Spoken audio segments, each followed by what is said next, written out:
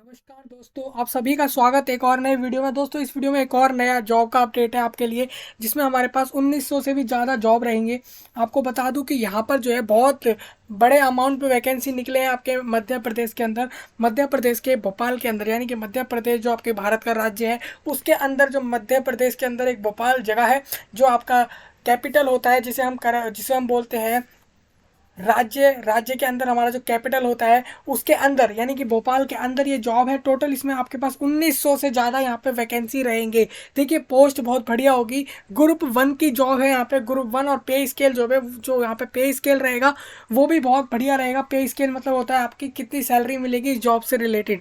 Main बात आपको बता दूं, यहाँ पे हम इस वीडियो में सारा डिस्कस करेंगे। उसका नोटिफिकेशन जो है वो ऑफिशियली वेबसाइट पे आ चुका है आपके, जो आपके कर्मचारी चयन मंडल भोपाल की जो वेबसाइट है, यानी कि आपके मध्य प्रदेश के अंदर जो सिलेक्शन कमीशन की वेबसाइट होती है, चयन मंडल हम बोलते हैं, सिलेक्शन कमीशन जिसे हम बोल देते हैं, वो उसकी वेबसाइट होती है। उसके ऊपर ही हमारे पास जो भी अपडेट होते हैं वहाँ आते हैं। तो आपके मध्य प्रदेश के लिए सरकारी जॉबों के लिए ये सरकारी जॉब रहेगी। साथ में हम इसमें डिस्कस करने वाले हैं किस किस को जॉब मिल सकती है, कौन कौन इसके लिए अप्लाई कर सकते हैं। मेन हम ये भी जानने वाले हैं इसी वीडियो के अंदर कि एज लिमिट क्या है, कितने से कितने वर्ष की उम्र होनी चाहिए इसके लिए अप्लाई करने के लिए, कितना क्वालिफाइड होना चाहिए, मतलब कितना पढ़ा लिखा होना चाहिए, 10वीं पास, 12वीं पास, कॉलेज पास, या फिर क्या पास होना चाहिए आपको इसके लिए अप्लाई करने के लिए। देखिए, एक बात और है, यहाँ पे 17 अप्रैल यानी 17 अप्रैल से फॉर्म स्टार्ट हो जाएंगे। लेकिन फॉर्म स्टार्ट करने वाली बात हमारे लिए एंड में डिस्कस करना होगी, क्योंकि हमारे लिए पहले जानना जरूरी है ये एग्जाम है क्या, किस किस पोस्ट के लिए है, क्या क्या काम रहेगा, कौन कौन अप्लाई कर सकता है, क्या क्या सिलेबस रहेगा और सिलेक्शन कैसे होने वाला है। देखिए, सबसे पहले तो यहाँ पे यह है कि कोई ऐसा नहीं है डायरेक्ट रिक्रूटमेंट रहेगी, लेकिन एग्जाम लेकर रहेगी। पहले आपको एग्जाम देना होगा। उस एग्ज़ाम के दौरान जो आपके नंबर आएंगे उसके आधार पर जो है हमारा सिलेक्शन होगा यहाँ पे, और हम इस जॉब को ले पाएंगे। अब सबसे पहला डाउट सबके दिमाग में यही रहेगा कि ये सिर्फ मध्य प्रदेश वालों के लिए है या फिर ऑल इंडिया है। तो मैं आपको बता देता हूँ, ये जो है ऑल इंडिया जॉब होगी। मतलब ये जो है एक बहुत बड़ी खुशखबरी है आप सभी के लिए कि ये हमारे पास ऑल इंडिया जॉब है। तो मतलब पूरे इंडिया में आप किसी भी राज्य से हैं, ये नहीं फ़र्क पड़ता कि आप मध्य प्रदेश से होने ज़रूरी है, आप किसी दूसरे राज्य से भी इसके लिए अप्लाई कर पाएंगे। तो चलिए हम जल्दी जल्दी डिस्कस कर लेते हैं सारा कुछ नोटिफिकेशन को। 83 पेजेस का पूरा नोटिफिकेशन है, एक एक चीज़ हम इस वीडियो के दौरान डिस्कस करेंगे। और हम ये भी डिस्कस करेंगे कैसे आपको अप्लाई करना है। हालांकि अप्लाई करने के लिए आपको 13 अप्रैल के बाद जो आपका 17 अप्रैल होगा तब से आप इसके लिए फॉर्म भर पाएंगे। लास्ट डेट जो है इसकी 1 मई रखी गई है, यानी कि आप पूरे 2 हफ्ते तक 14 डेज तक इसके लिए फॉर्म भर पाएंगे। अब देखिए, यहाँ पे क्या है, समूह 1 यानी कि ग्रुप 1 हो जाता है, समूह 2 यानी ग्रुप 2 हो जाता है। उप समूह 1 के अंतर्गत वरिष्ठ कृषि विकास अधिकारी, यानी कि आपका सीनियर कृषि मतलब हो गया एग्रीकल्चर विकास मतलब डेवलपमेंट, यानी कि सीनियर एग्रीकल्चर डिपार्टमेंट ऑफिसर, ये आपका हो जाता है आपकी बड़ी पोस्ट से। वो इसी तरीके से वरिष्ठ उद्यान विकास अधिकारी कार्यपालिक पदों की भर्ती हेतु संयुक्त परीक्षा आपके लिए, इसके लिए परीक्षा होगी, दोनों के लिए परीक्षा होगी। यहाँ पे देखिए एक बैकलॉग वाला भी है, जो बैकलॉग होगी जिनका पहले रह गया था। जैसे आप जानते हैं बैकलॉग मतलब होता है कि जितनी वैकेंसी निकाली होती हैं और फॉर्म उतने नहीं भरे जाते हैं, वैकेंसी बच जाती हैं, तो फिर उसी कैटेगरी में लोगों को जॉब देना। सेम जैसे इन्होंने बोला, सपोज मान लीजिए यहाँ पर ऐसा हुआ कि आपका S C S T category से किसी पोस्ट पर यहाँ पे जॉब निकले, तो उसमें वैकेंसी रही 100, और उसमें से हमारे यहाँ पे 60 वैकेंसी भरी हैं सेम उसी कैटेगरी में। लेकिन मतलब जितनों की ज़रूरत थी उस कैटेगरी वाले लोगों की, उस पोस्ट के लिए उतने नहीं भरे गए और उससे कम भरे गए। तो बाकी जो बच जाते हैं वो बैकलॉग होते हैं, वो हमारा बाद में उसके लिए अलग तरीके से भर्ती होती है, अलग तरीके से रिक्रूटमेंट होती है। तो उसके लिए भी यहाँ पे हमारे पास जानकारी रहेगी उससे रिलेटेड। अब देखिए, 6 मई तक आप इसके लिए एडिट कर पाएंगे कुछ भी फॉर्म के अंदर। मैं एक बार हाईलाइट कर देता हूँ ये सारी चीज़ें, जिससे कि आपको अच्छे से दिख पाए। देखिए, यहाँ पे ये हमारे पास है 17 अप्रैल, ये डेट हमारे पास अप्लाई करने के लिए रहेगी। साथ में हमारे पास ये लास्ट डेट रहेगी 1 मई, यहाँ तक हम फॉर्म भर पाएंगे। सेम उसी तरीके से हमारे पास 6 मई तक हम फॉर्म में कुछ भी बदलाव करना चाहेंगे, जो हमारा भरा हुआ फॉर्म होगा हम कर पाएंगे। अब इसके लिए एग्ज़ाम होगा। एग्ज़ाम की डेट जो हमारे यहाँ पे 15 जुलाई से आरंभ हो रहे हैं, मतलब कि 15 जुलाई से पेपर शुरू हो जाएंगे। अब शुल्क की बात बताएं तो आपको सीधी भर्ती है और संविदा पदों हेतु।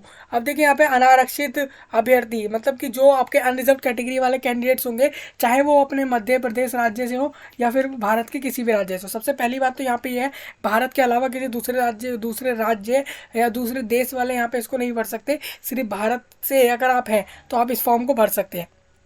ये तो हमारी पहली बात हो गई। दूसरी बात यहाँ पे ये जो अनारक्षित यानी यूआर कैटेगरी में आते हैं, जो अनरिजर्व कैटेगरी में होते हैं, उनको चाहे वो कहीं से भी हो इंडिया के अंदर, उनको 500 रुपीज़ पे करने हैं। सेम इसी तरीके से जो SC ST कैटेगरी में आ रहे हैं और अन्य पिछड़ा वर्ग यानी कि आपका जो अदर बैकवर्ड कास्ट में आ रहे हैं, OBC में आ रहे हैं, और दिव्यांग लोग जो हैं यानी कि डिसेबल्ड कैंडिडेट जो भी होंगे, उनको सिर्फ मध्य प्रदेश वाले लोग जो होंगे उनकी बात हो रही है इस कैटेगरी में, उनको 250 रुपीज़ पे करने हैं इस फॉर्म के। उसके अलावा उनको 500 नहीं पे करने। ऐसा नहीं है कि उनके लिए माफ़ है, उनको 250 रुपीज़ पे करने हैं।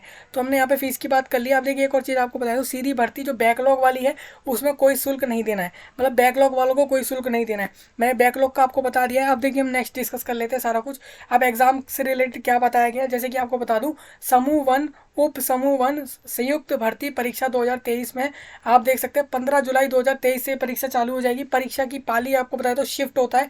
शिफ्ट आपका होगा पहला शिफ्ट, दूसरा शिफ्ट, 2 शिफ्ट में एग्जाम कराए जाएंगे आपके दोनों के लिए। जो आपका एक संयुक्त भर्ती समूह 1 का हो रहा है, समूह 2 का यानी ग्रुप 2 के लिए हो रहा है। दोनों के लिए हमारे पास जो है 2 शिफ्ट में पेपर होने वाला है। 7 से 8 आपका पहुंचने का समय होगा वहाँ पर एग्जाम देने के लिए सुबह वाले में, और दोपहर वाले शिफ्ट में आपको 2:30 बजे से लेकर 1:30 बजे तक वहाँ पहुँचना है। दोनों के लिए सेम रहेगा। आपका एग्जाम 9 से 12 चलने वाला है सुबह वाला, और दोपहर वाला 2:30 से 5:30 चलेगा, यानी कि 2:30 से लेकर 5:30 तक चलने वाला है। सेम दोनों के लिए यही सेम रहेगा। अब आपको बता देता हूँ टिप्पणियाँ हैं, मतलब कुछ ऐसी बातें हैं जो बताई गई हैं। अब देखिए पंजीयन अनिवार्य है, मतलब कि आपको इसके लिए फॉर्म भरना जरूरी है, ये बात बता दिया गया, तभी आप इसके लिए अप्लाई कर पाएंगे, तभी इसमें जो है आप अपना एग्ज़ाम देके अपना यहाँ पे जॉब ले पाएंगे। तो ये कुछ इंपॉर्टेंट बातें हैं, ये आप देख लेंगे। जो मेन जरूरी है वो हम डिस्कस कर रहे हैं।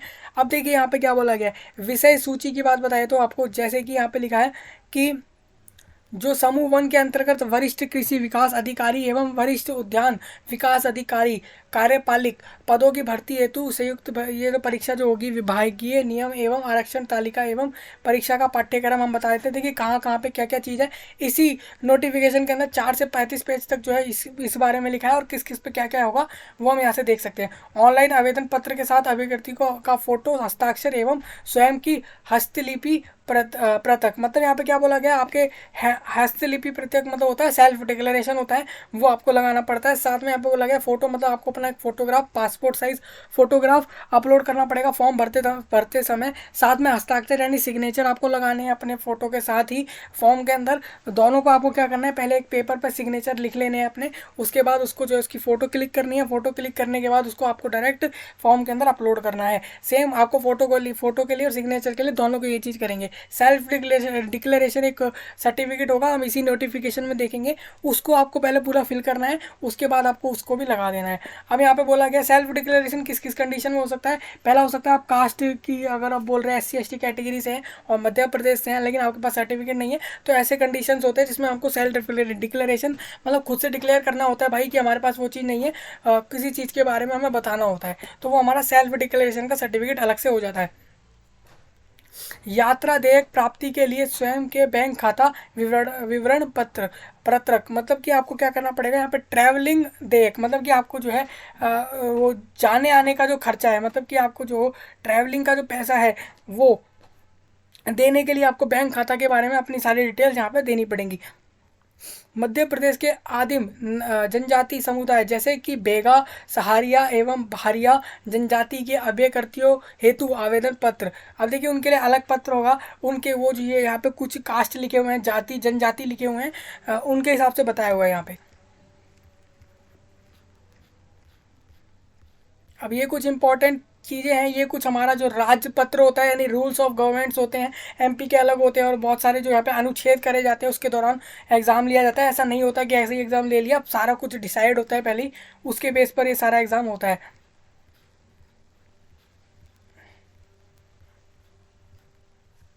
अब परीक्षा का आयोजन आपको बता देता हूँ। समूह 1 के लिए परीक्षा विभिन्न विभागों के लिए मंडल द्वारा अंतिम रूप प्रदान किए गए पाठ्यक्रम के आधार पर प्रत्येक सर्व पद के लिए, मतलब जितने पद होंगे उनके लिए आयोजित की जाएगी, मतलब हर पद के लिए परीक्षा होने वाली है यहाँ पे। ऐसा नहीं है कोई भी पद के लिए डायरेक्ट रिक्रूटमेंट है, मतलब आपका एग्जाम के बाद ही यहाँ पे आपको जॉब मिलेगी। अब देखिए यहाँ पे क्या लिखा है, समूह 1 उप समूह 1 मैं आपको यहाँ पे लिखा है 200 नंबर का पेपर होगा टोटल। अब मैं आपको बता देता हूँ, जो आपको मैंने समूह वन, यहाँ पे दो तरह के समूह हैं, एक समूह वन है और एक समूह टू है, यानी कि ग्रुप समूह, एक ग्रुप वन है, एक ग्रुप टू है, दोनों अलग अलग चीज़ें हैं, अलग अलग पोस्ट रहेंगे जॉब। ठीक है, यहाँ पे एक लिखा है सामान्य ज्ञान आपका आने वाला है। समूह वन वाले जो पोस्ट होंगे, जॉब होंगे, उसके लिए आपका जो सिलेबस होगा उसमें सामान्य ज्ञान यानी कि आपका जनरल साइंस हो जाता है, जनरल नॉलेज हो जाता है। सामान्य ज्ञान मतलब जनरल नॉलेज, सामान्य हिंदी मतलब कि जनरल हिंदी, और सामान्य अंग्रेजी मतलब जनरल इंग्लिश, सामान्य गणित जनरल मैथ्स, इस तरीके से आप देख सकते हैं। सामान्य तार्किक योग्यता और सामान्य विज्ञान और सामान्य कंप्यूटर ज्ञान, ये आपका 100 नंबर का आएगा सेम। और बाकी 100 नंबर का आएगा प्रोफेशनल संबंधित विषय आधारित प्रश्न, प्रोफेशनल सब्जेक्ट्स होंगे, उसके ऊपर आपका 100 मार्क्स का ये पेपर आ जाएगा। तो ये हमने देख लिया, इस तरीके से हमारा पूरा सिलेबस, अभी हमारा जो हमने पैटर्न देख लिया कि किस तरीके से पैटर्न रहेगा। अब देखिए आयु के बारे में बता देता हूँ। 18 से 40 वर्षीय के बीच में अगर आपकी आयु है तो आप इस फॉर्म को भर के अप्लाई कर सकते हैं। आयु के बारे में मैं आपको दोबारा दिखा देता हूँ एक बार। देखिए आयु कैसे देखी जाने वाली है आपकी। अभ्यर्थी की आयु गणना 1 जनवरी 2023 के निर्धारित की जाएगी। मतलब क्या बोला गया है कि आपकी 1 जनवरी 2023 में जितनी एज हो जाएगी उसके हिसाब से आपकी एज देखी जाएगी। अगर मान लीजिए आप 1 जनवरी 2023 तक 18 साल के हो गए हैं, 19 साल के हो चुके हैं, तो ठीक है, 1 जनवरी वाला भी इंक्लूड होगा। अब अगर मान लिया आप 1 जनवरी को ही उसी दिन 18 साल के हो रहे हैं तो वो चीज़ गिन ली जाएगी। सेम इसी तरीके से आपकी पीछे 31 दिसंबर को आप 18 साल के हो रहे हैं तो इसका मतलब ये है कि आप 1 जनवरी को 18 से ऊपर ही होंगे। तो इस हिसाब से आप देख सकते हैं। अगर मान लीजिए आपकी 1 जनवरी या 31 दिसंबर तक, उससे पहले पहले ही आपकी जो है एज 40 ईयर हो जाती है तो आप इसके लिए एप्लीकेबल नहीं है। हालांकि आपको अगर कोई कैटेगरी ऐसी होगी जो रिजर्वेशन में आ रही होगी तो हो सकता है कि आपको वहाँ से जो है छूट मिल जाए अपने एज के अंदर, यानी कि आपके उम्र के अंदर। उम्र में आपको बता देता हूँ, यहाँ पे कुछ हमारे इंपॉर्टेंट डिस्कशंस हैं जो हमारे उम्र को लेकर रहेंगे। उम्र में मेन चीज़ हमारी यहाँ पे एक आ रही है, वो ये है कि हमारे को 18 से 45 मतलब 5 साल का जो है फ़ायदा मिलने वाला है। किसको मिलेगा ये 5 साल का फ़ायदा, वो भी आपको बता देता हूँ। 5 साल का फ़ायदा उन्हें मिलेगा जो आपके पिछड़ा वर्ग और अनारक्षित, आरक्षित आदि के लिए। अब देखिए यहाँ पे लिखा भी हुआ है किन किन लोगों के लिए, जो मैंने आपको बताया रिजर्वेशन जो आपके एमपी से रहेगा, मध्य प्रदेश के लोगों के लिए, उनको 5 साल यहाँ पे फालतू मिल जाएंगे अपने फॉर्म को भरने के लिए।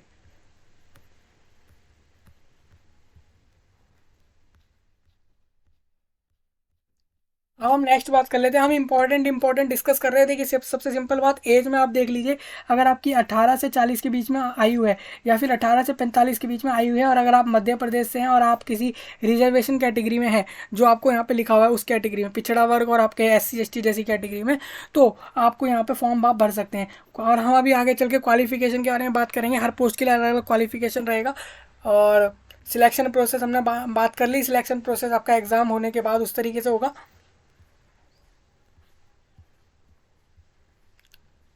अब देखिए क्या लिखा है, अभ्यर्थी अपने आवेदन पत्र ऑनलाइन प्रदत्त भरेंगे, किसी भी प्रकार का ऑफलाइन आवेदन पत्र स्वीकार नहीं किया जाएगा। सारा कुछ ऑनलाइन होने वाला है। हमें नहीं ऐसा कुछ भी करना कि बाहर किसी कागज़ से लेके फॉर्म भर रहे हैं, ऐसा नहीं होगा। हमें सिंपल ऑनलाइन अपने वेबसाइट पर आना है, पोर्टल पे आना है। एमपी की स्टाफ सिलेक्शन कमीशन जो आपकी होती है वेबसाइट, आपको लिंक भी मिल जाएगा, उससे आपको फॉर्म आके भरना है।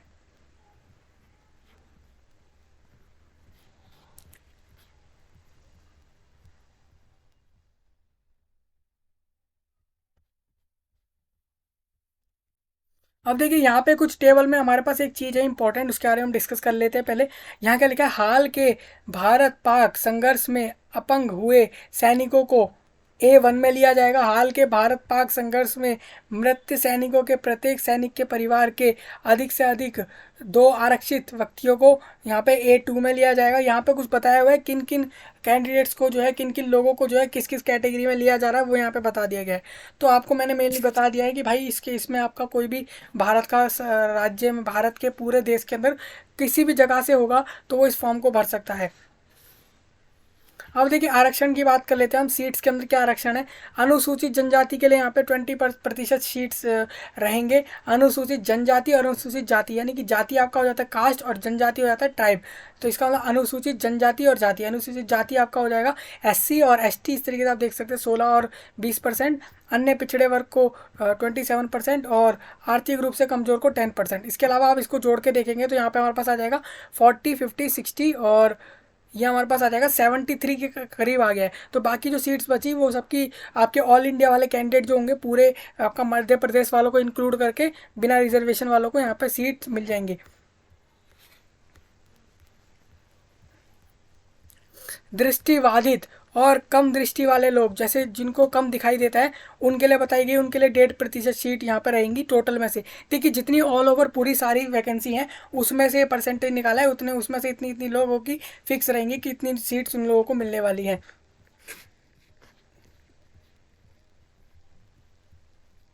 आवेदन शुल्क की हमने बात पहले भी कर ली है।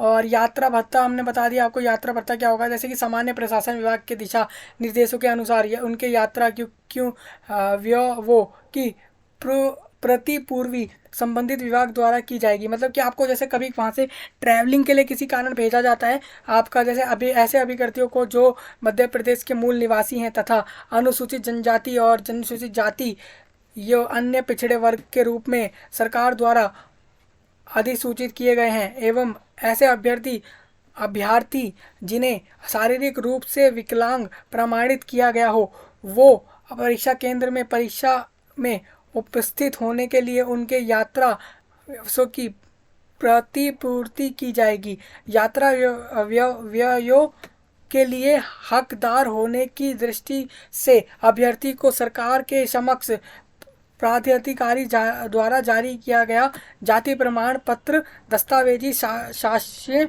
के रूप में प्रस्तुत करना होगा, जो स्वयं प्रमाणित होगा और जिसकी एक प्रति संलग्न करेगा। मतलब कि वो उसको सेल्फ डिक्लेरेशन करना है, तभी अभिकर्ती को यात्रा, जैसे मतलब यहाँ पे क्या है कि मान लीजिए आपका जो एग्ज़ाम होगा उसका आपका मान लीजिए आप दूसरे राज्य से जा रहे हैं या फिर मध्य प्रदेश के अंदर ही बहुत दूर दूर से जा रहे हैं उस एग्ज़ाम को देने, तो उस एग्ज़ाम का खर्चा आपका जाने आने का पूरा कौन उठाने वाली है, सरकार उठाएगी। मध्य प्रदेश की सरकार यहाँ पे लेगी वो खर्चा।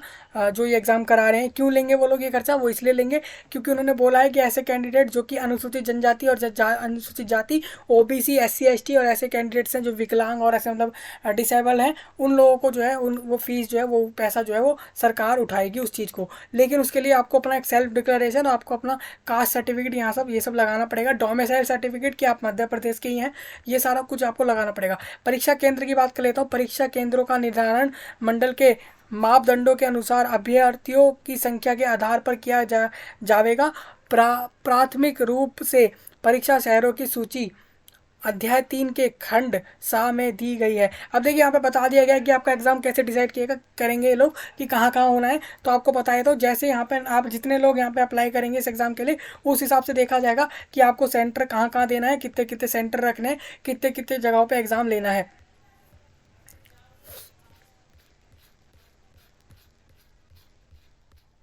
अब देखिए यहाँ पे कुछ बताया उसी चीज़ को, जो मैंने वैकेंसी आपको टोटल बताई हैं 1900 प्लस जो वैकेंसी है यहाँ पे, उसको विस्तार में बताया गया है कहाँ कहाँ पे कितनी कितनी वैकेंसी है, उसको जो है आपको डिवाइड करके स्प्लिट करके बताया गया है। जैसे कि आपका संचालक उद्यानिकी एवं खाद्य प्रसंस्करण विभाग भोपाल के अंदर सीधी भर्ती जो आपकी हो रही है उसमें वरिष्ठ उद्यान विकास अधिकारी के लिए अनारक्षित कैटेगरी में 3 वैकेंसी है, ईडब्ल्यूएस में 3 है।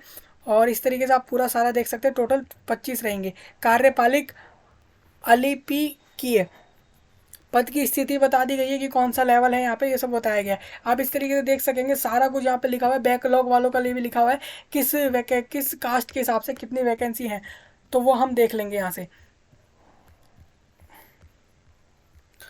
भर्ती के पदों का वार विवरण, मतलब कि आप देखिए यहाँ पे वर्ग के हिसाब से अलग अलग, जैसे हमने मान ला एक पोस्ट के लिए बता रहे हैं तो एक पोस्ट को भी अच्छे से बताया गया है कि जैसे कि यहाँ पे वरिष्ठ उद्यान विकास अधिकारी में जो 25 पद थे, उन 25 पद में से भी आपको बता दिया गया है कि अनारक्षित वालों के लिए 1 रहेगा, महिलाओं उसमें भी आपकी जो महिलाएं होंगी उनके लिए 1 फिक्स रहेगा।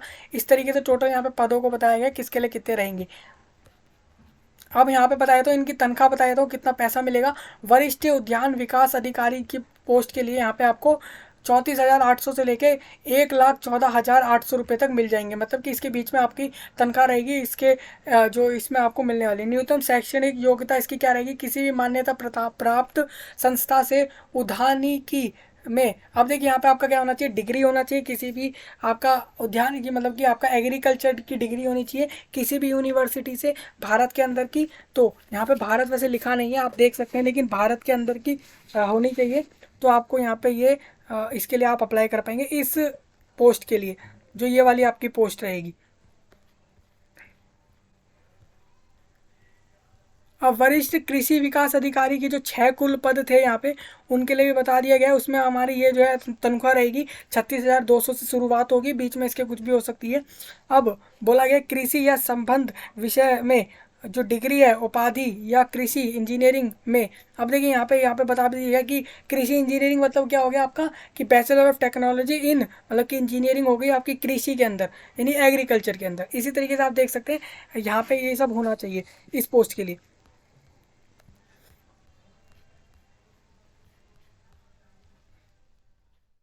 अब मैं दोबारा आपको बता देता हूँ, यहाँ पे जो सिलेबस हमने डिस्कस किया था पीछे ऊपर, वही सेम सिलेबस यहाँ पे लिखा हुआ है। जो यहाँ पे लिखा हुआ है आप देख सकते हैं। एक आपका हो जाएगा एक सामान्य ज्ञान, एक सामान्य हिंदी, सामान्य अंग्रेजी, सामान्य गणित, सामान्य तार्किक योग्यता, विज्ञान और कंप्यूटर ज्ञान, और साथ में आपका संबंधित विषयों पर आधारित। यहाँ पे क्या लिखा है, संबंधित विषयों पर आधारित का क्या मतलब है, यानी कि आपके प्रोफेशनल सब्जेक्ट्स हैं, संबंधित विषय मतलब कि जो आपने सब्जेक्ट करा था, जिस जिस सब्जेक्ट में। देखिए ये वाला एग्जाम जो होगा, मैं आपको दोबारा समझा देता हूँ, ये चीज़ थोड़ा डाउट रहेगा शायद आपको इस चीज़ को समझने में कि सिलेबस से रिलेटेड। तो मैं आपको बताया तो जैसे कि यहाँ पे जो ये चीज़ लिखी है यहाँ से लेके यहाँ तक, तो ये वाला सिलेबस तो सबका कॉमन रहेगा एग्जाम के अंदर। ये वाला क्या होगा, जो आपने सब्जेक्ट चूज़ किया है, मतलब कि जिस सब्जेक्ट के आधार पर आप उस पोस्ट के लिए जॉब दे रहे हैं, तो उस पर डिपेंड करेगा, उसके ऊपर जो है प्रोफेशनल सब्जेक्ट पे जो है आपके यहाँ पे सिलेबस रहेगा। अब देखिए सिलेबस में बताया तो SADO की जो पोस्ट रहेगी आपके, उसके लिए जो सिलेबस है आप देख सकते हैं। एग्रीकल्चर है आपका यहाँ पे, इंपॉर्टेंट क्रॉप्स ऑफ इंडिया है, और क्रॉप वेदर रिलेशनशिप, फ्लड्स, ये सब आपको पढ़ना होगा इस एग्ज़ाम के लिए, इस जॉब के लिए। जियो केमिस्ट्री और ये सब आपको पढ़ना है। यहाँ पे आप देख सकते हैं पूरा सिलेबस है आपका, अच्छे से एक एक चीज़ यहाँ पे बताई हुई है। ये पूरा सिलेबस आपका रहेगा। ये पूरा सिलेबस हो गया, हमने सिलेबस देख लिया है।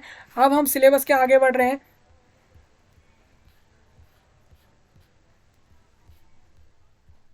देखिए वही सेम लिखा हुआ है सिलेबस, आप देख सकते हैं। ऑनलाइन परीक्षा पद्धति के लिए,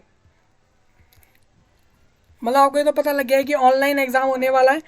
आप ये देख सकते हैं, ये आपका ये जो भी कुछ आने वाला है ऑनलाइन एग्जाम होने वाले हैं, और लिखा भी आ गया। परीक्षा का आयोजन हमने पहले ऊपर बताया था, वही सेम चीज़ लिखी हुई है, ऑनलाइन परीक्षा होने वाली है। आयु सीमा और ये सब हम पहले ऊपर बात कर चुके हैं, आयु सीमा से रिलेटेड सारी बातें सेम। अब ये दोबारा क्यों लिखा हुआ है आयु सीमा अलग से दोबारा ये सब, क्योंकि ये दूसरी पोस्ट है, हमने वो बात करी थी एक ग्रुप 1 के लिए, एक ग्रुप 2 के लिए।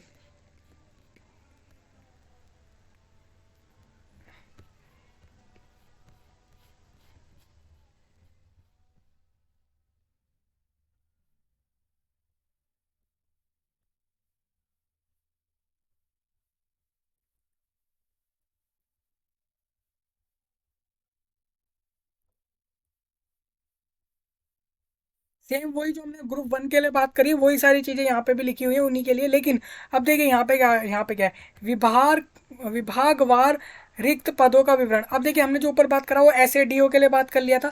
SADO आपको दोबारा बताया था, आपका क्या है, सीनियर एग्रीकल्चर डिपार्टमेंट ऑफिसर के लिए था, उसके लिए हमने ऊपर बात कर लिया। सेम उसी तरीके से दूसरा ग्रुप जो था उसके लिए यहाँ पे बताया हुआ है, जैसे कि किसान कल्याण तथा कृषि विकास मध्य प्रदेश भोपाल के लिए, जवाहरलाल नेहरू कृषि विश्वविद्यालय जबलपुर के लिए, और सेम महिला एवं बाल विकास मंत्रालय भोपाल, और उद्यानिकी एवं खाद्य प्रसंस्करण विभाग भोपाल, तो सबके लिए यहाँ पे लिखा हुआ है, आप देख सकते हैं यहाँ पे क्या लिखा है, पोस्ट के कोड है यहाँ पे। ये कोड आपको क्यों दिए जाते हैं, जब आप फॉर्म भर रहे होते हैं तो वहाँ पे हो सकता है जब आप पोस्ट सिलेक्ट करेंगे जिसके लिए आप अप्लाई कर रहे होते हैं तो वहाँ पे आपको कोड देखने को मिलेगा, उस कोड को आपको चूज करना होता है अपने पोस्ट के हिसाब से जिसके लिए आप अप्लाई कर रहे होते हैं। तो ये इसीलिए हमारे को बताया जाता है। ग्रामीण कृषि विस्तार अधिकारी रहेगा इसके अंदर, इसमें आपके 500 बहुत बड़ी वैकेंसी हमें यहाँ देखने को मिल रही है। ऊपर हमने देखा था तो एसएडीओ के अंदर वो इतनी रही थी, लेकिन यहाँ पे जो हमारा ये वाली है उसके लिए बहुत ज़्यादा दिख रहा है हमें। यहाँ पे हमें कितना दिख रहा है, यहाँ पे हमें दिख रहा है 500 हमें दिख रही है अनरिजर्व के लिए, जो मध्य प्रदेश से हो या पूरे इंडिया के हो। और ईडब्ल्यूएस वालों के लिए 186 है। इस तरीके से आप देख सकते हैं टोटल टोटल जो यहाँ पे 1852 टोटल रहेंगे। अब देखिए यहाँ पे क्या है कि अब आपको बताया तो एसएडीओ में टोटल 6 वैकेंसी थी, जो हमने ऊपर डिस्कस किया था वो टोटल 6 वैकेंसी थी। उसके अलावा हमारा जो बाकी सारे बच रहे थे वो टोटल मिला के हमारा यहाँ पे कितना हो रहा है, 1946 वैकेंसी अलग से ये दूसरे पोस्टों के लिए। अगर हम इसको और टोटल ऐड कर दें तो हमारे पास टोटल नोटिफिकेशन में जो वैकेंसी का अपडेट आया है वो हमारा है 1952 वैकेंसी पर, मतलब कि 1952 वैकेंसी टोटल है हमारी यहाँ पे। तो ये आपको समझ आ गया है। आप देखिए, आप देख सकते हैं इस तरीके से किस किस पोस्ट पर जो है, जैसे जवाहरलाल नेहरू विश्वविद्यालय में आप देख सकते हैं टोटल इनको ऐड करेंगे तो यहाँ पे आपका इस तरीके से टोटल ऐड हो जाएगा। इस तरीके से आपको टोटल यहाँ पे देख लेना है, पूरा यहाँ लिखा हुआ है। सेम यहाँ पे बताया हुआ है कि 1800 पदों पर जो वैकेंसी रहेगी आपके ग्रामीण कृषि विस्तार अधिकारी, इसमें आपको बताया था, इसमें आपका 25,300 से लेके 80,500 के बीच में यहाँ पे आपकी जो है वेतनमान होगा, मतलब इतनी आपकी सैलरी होगी, इतना पे स्केल होगा। अब ये आपको बताता हूँ, ये 7वां यानी 7 पे स्केल रहेगा, जो कि बहुत अच्छा पे स्केल होता है मेरे हिसाब से। और यहाँ पे क्या लिखा है, कृषि या उद्यानिकी में, देखिए यहाँ पे क्या लिखा है, या तो आपका एग्रीकल्चर के अंदर होना चाहिए या फिर आपका दूसरा जो उद्यानिकी यानी कि तकनीकी, उस तरीके से जो है वहाँ पे आपका लिखा है। उन दोनों में यहाँ पे क्या होना चाहिए, आपका डिग्री होना चाहिए, वो लिखा हुआ है। तो अगर आपको कोई भी डाउट रहेगा तो हम डिस्कस कर लेंगे, हमारे पास जो कमेंट सेक्शन है वहाँ पे हम डिस्कस कर सकते हैं इस चीज़ को। अब देखिए यहाँ पे लिखा हुआ है जो आपका जबलपुर में जवाहरलाल नेहरू कृषि विश्वविद्यालय है, उसके अंदर जो 13 पद हैं प्रयोगशाला टेक्नीशियन के लिए, तो उसके लिए भी यहाँ पे हमें बता दिया गया है उनको कितनी लेवल 6 का जो है पे स्केल रहेगा, उनके लिए बता दिया गया। भाई देखिए, ऐसा नहीं है कि आप सोचें कि हर पोस्ट के लिए सेम क्वालिफिकेशन सेम बोला जा रहा है पढ़ाई में, ऐसा नहीं है, सबके लिए अलग अलग बोला गया है। जैसे कि आप देख सकते हैं बीएससी एग्रीकल्चर या फिर बीटेक कृषि यानी एग्रीकल्चर के अंदर होना चाहिए इस पोस्ट के लिए। सेम आप देख सकते हैं पूरा सबके लिए लिखा हुआ है, क्वालिफिकेशन भी यहाँ पे लिखा हुआ है एक एक चीज़।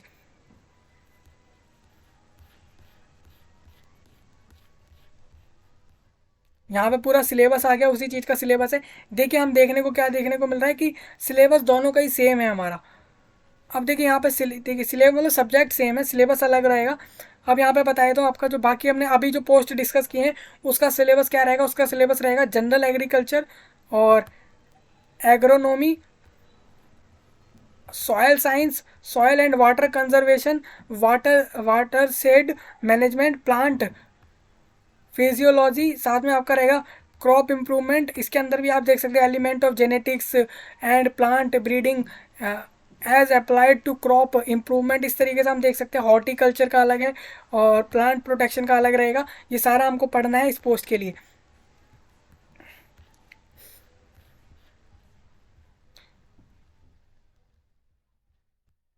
बोर्ड की वेबसाइट से डाउनलोड किया गया प्रवेश पत्र, एप्लीकेशन फॉर्म डाउनलोड कर लेना है आपको, जो आपको परीक्षा के दौरान ले जाना होगा। परीक्षा में आपको क्या क्या आवश्यक सामग्री चाहिए होगी, जरूरत है देखिए, काला बॉल पॉइंट पेन आपको ले जाना है एग्जाम देने के लिए, ब्लैक बॉल पॉइंट पेन, मतलब कि ओएमआर शीट पे होगा शायद ये एग्ज़ाम।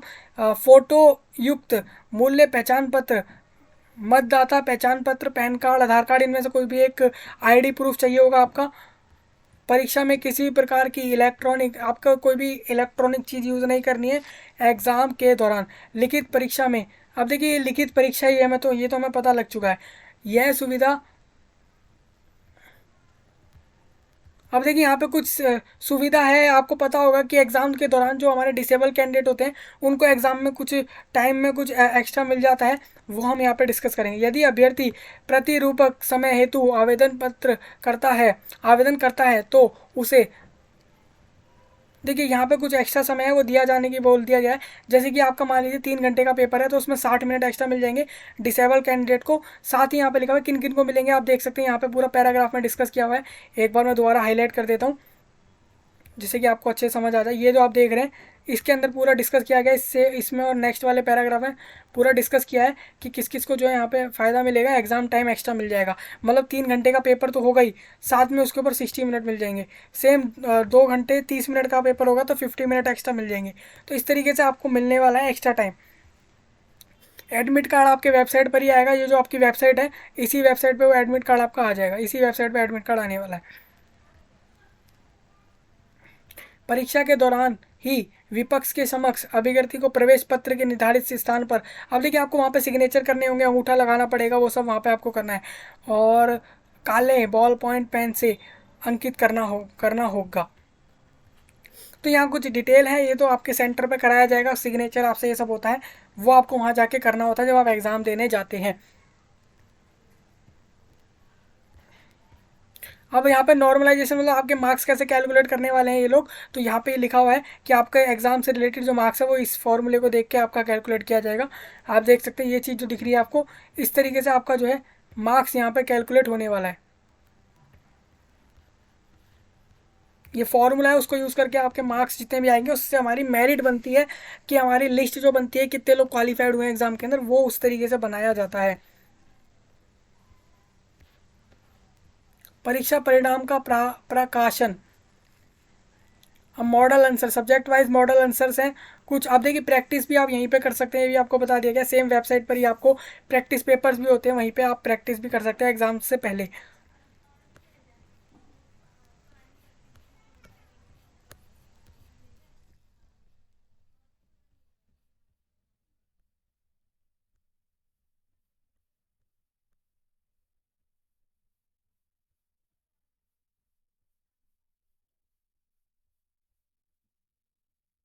अब देखिए ये दोबारा लिखी हुई है, सेम तिथियां दोबारा दे दी गई हैं आपको कि आप 20 मई तक कुछ भी बदलाव करना चाहें फॉर्म के अंदर कर सकेंगे और 1 मई तक इस फॉर्म को भर सकेंगे।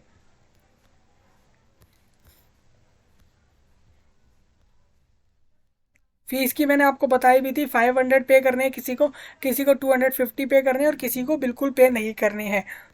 सीधी भर्ती जो हो रही है डायरेक्ट रिक्रूटमेंट, बैकलॉग वाले लोगों को बिल्कुल पैसा नहीं भरना है।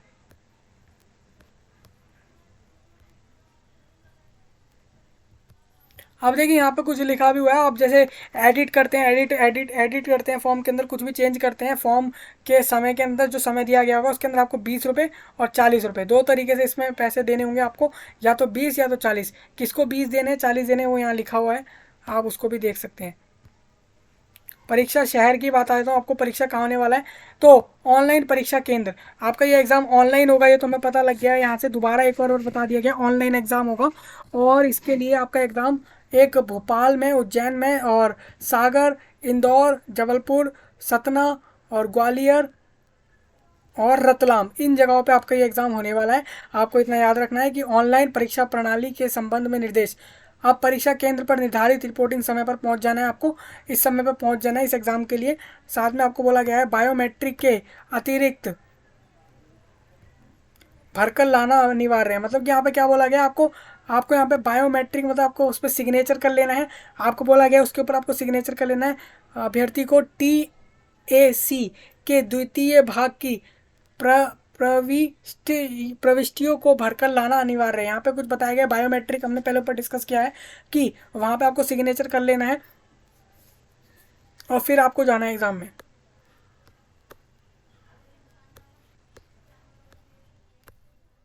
अब देखिए यहाँ पे क्या लिखा है, यहाँ पे लिखा हुआ है कि फ़ोटो आपकी होनी चाहिए, यहाँ पे फ़ोटो लगा देनी है आपको, यहाँ पे सिग्नेचर लगा देना है, यहाँ पे फॉर्मेट आपको लिखा हुआ है।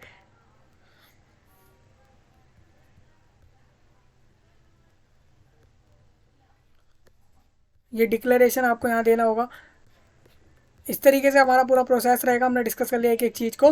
तो ये पूरा नोटिफिकेशन था आपका मध्य प्रदेश के अंदर, जो हमारे SADO और दूसरे पोस्ट पे जो जॉब थे, टोटल मिला के 1952 वैकेंसी पर, बहुत अच्छी जॉब, सरकारी जॉब है। उसके लिए आप अप्लाई कर सकेंगे कब से, आप 17 अप्रैल से फॉर्म भर सकेंगे। लास्ट डेट इसकी हमारी 1 मई है, जो हमने डिस्कस कर लिया है। तो इस तरीके से आपको पूरा फॉर्म भरना है। और इस वीडियो को कर रहे हैं हम एंड। मिलेंगे नई वीडियो में, तब तक के लिए आप सभी का धन्यवाद।